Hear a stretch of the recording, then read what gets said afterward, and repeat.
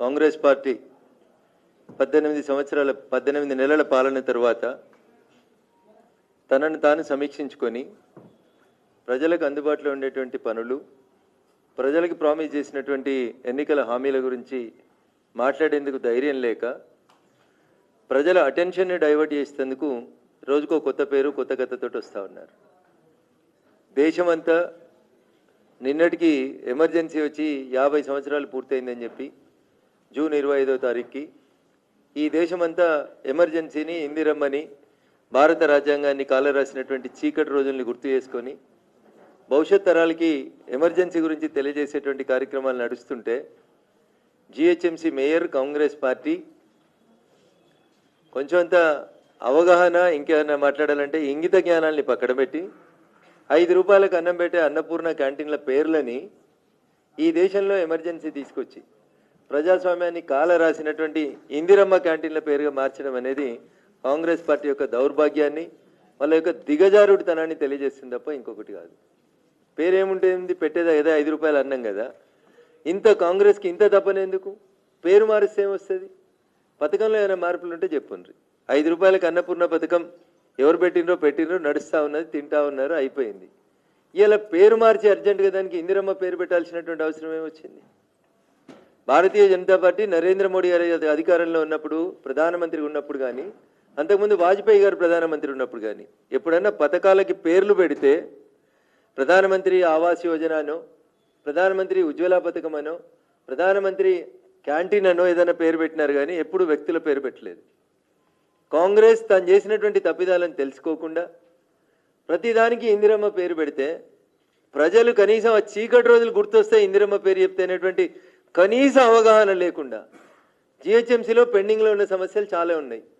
మంచినీళ్ళు సరిగా వస్తలేవు, మోరీలు సరిగా లేవు, కొత్తగా ఏర్పాటవుతున్నటువంటి కాలనీలలో అక్రమ కట్టడాలు నడుస్తూ ఉన్నాయి, రేషన్ కార్డులు లేవు, కొత్త పెన్షన్ లేవు, మీరు చెప్పినటువంటి మహిళలకు స్కూటీ లేదు, మహిళలకు ఇస్తానటువంటి 2500 వస్తలేవు, నిరుద్యోగులకు వస్తాన 4000 వస్తలేవు. వీటి గురించి మాట్లాడితే జిహెచ్ఎంసీ మేయర్ గారు ఏమైనా అందంగా ఉండేది, లేదా ప్రజల నిత్యావసరాలు, ప్రజల సౌకర్యాలు ఇంకా బోరబండకెళ్ళి ఇంతగా కొంతమంది వచ్చి ఇచ్చిపోయినారు. ఒక బస్తీలో స్ట్రీట్ లైట్లు లేవని దరఖాస్తు వస్తూ ఉంది. మేయర్గా మీరు ఏమైనా పని చేయాలంటే ఇక స్ట్రీట్ లైట్ల గురించి చూడండి. వీధి కుక్కలు చిన్న చిన్న పిల్లల మీద దాడి చేసి కరిసి చంపేస్తున్నాయి అనేటువంటి వార్తలు వస్తే కళ్ళకెళ్ళి నీళ్ళు వస్తున్నాయి. అమ్మ మేయర్ గారు మీరు స్పందించాల్సింది వాటి మీద. అన్నపూర్ణ క్యాంటీన్ తీసుకుపోయి ఇందిరమ్మ క్యాంటీన్ అని పేరు మార్చినంత మాత్రాన జిహెచ్ఎంసీకి ఏం ఫలితం కాదు, కాంగ్రెస్ ప్రభుత్వానికి పెద్దగా వచ్చేటువంటి క్రెడిట్ కూడా ఏం కనబడతలేదు ఇక్కడ. కాబట్టి దయచేసి రాష్ట్ర ముఖ్యమంత్రి గారికి నేను చెప్పేది ఏంటంటే పథకాల పేర్లు మార్చడం బంద్ చేయండి, ప్రచార ఆర్భాటాలని తగ్గించుండ్రి, ఎన్నికల కంటే ముందు ప్రజలకు ఇచ్చినటువంటి వాగ్దానాలని నెరవేర్చేందుకు కాంగ్రెస్ పార్టీ ముందుకు పోవాలి. నోరుతోటి నవ్వుతున్నారు, నొసలతోటి ఎక్కిరిస్తున్నారు. ఊర్లలోకి పోతే జనం నవ్వుతూ ఉన్నారు మీరు చేసేటువంటి పనులను చూసి. ఏ ఒక్క పని కూడా గత 18 నెలలలో మీరు చేసిన ఏ ఒక్క పని కూడా ఎండ్ రిజల్ట్ ఇస్తలేదు, అంటే పేదోడికి ఫలితం చేరతలేదు. మీరు ఇందిరమ్మ ఇళ్ళ సెలక్షన్ అని పెట్టిండ్రు, ఎంపీడీఓలకి లిస్టు పంపించిండ్రు. నేను ఈ సందర్భంగా అడుగుతా ఉన్నా, ఏదన్నా ఒక్క ఊరికి కాంగ్రెస్ ఎమ్మెల్యే కానీ కాంగ్రెస్ మంత్రులకు కానీ ధైర్యం ఉంటే మీ నియోజకవర్గంలో ఒక్క ఊరికి పోదాం, పోయి ఇట్లే గ్రామ పంచాయతీ కాడ కషీర్ కాడ ఒక మీటింగ్ పెడదాం.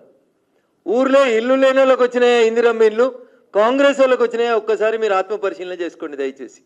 ఏ ఊరికైనా నేను రావడానికి సిద్ధంగా ఉన్నా. ఆఖరికి ముఖ్యమంత్రి గారి సొంత నియోజకవర్గమైన కొడంగల్కైనా పోదాం. ఒక ఊరికి పోయి కషీర్ కాడకి ఇట్లా మీటింగ్ పెట్టి పోలీసు వాళ్ళు బందోబస్తు లేకుండా ఊరు వాళ్ళందరినీ పిలిచి బయట వాళ్ళు ఎవరు తీసుకుపోకుండా ఇందిరమ్మ ఇండ్లు ఈ ఊర్లో అందరు గరీబులకు వచ్చినాయా కాంగ్రెస్ వాళ్ళకి వచ్చినాయా అని అడుగుండ్రు. ఇగో ఇది మీ పనితీరుకు దర్పణం. బువ్వ ఉడికిందా లేదా అంటే అవన్నీ మెతుకులు విసుకాల్సిన అవసరం లేదు.